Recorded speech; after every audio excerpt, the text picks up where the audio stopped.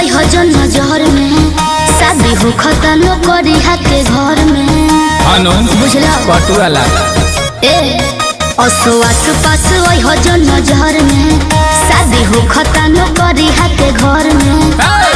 तोरा बियाह में पूरी चलाई भेस बना के रे करके जब जय माल डाले तो तार कटब जरने तरके अजइबे जब जय माल डाले तो तार कटब जरने तरके दुल्हा के बगली में डालब तोर दिहल लभले करके अजइबे जब जय माल डाले तो तार कटब जरने तरके अजइबे जब जय माल डाले तो तार कटब जरने तरके जब ये भंग कर दे प्लीज ऐसा कुछ मत करिए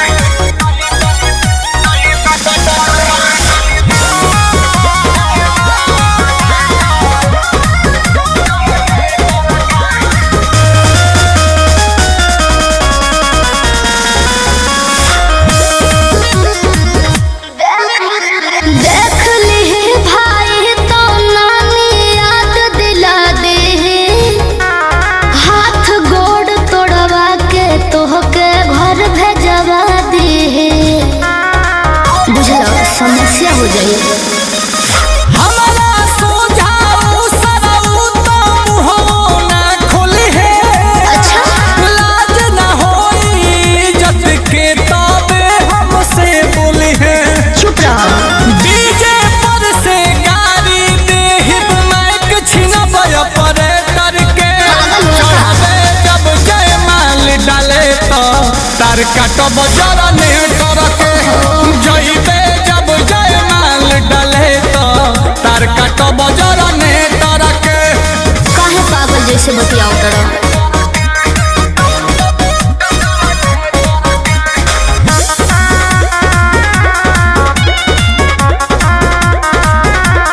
हार गइल बानी आंसू हम तोहरा आगे का चाहत बाड़ा की हारे हर दिन लगे तब का काहे बारे तोरत जबई जोड़ी जमल के बा अच्छा तोरा ऊपर पहिला हक नील कमल के बा घामा में दौड़ा के मारब तोहर सदी के से करके चढ़बे जब जय माल डाले तो तार कटब जरने तरके चढ़बे जब जय माल डाले तो तार कटब जरने तरके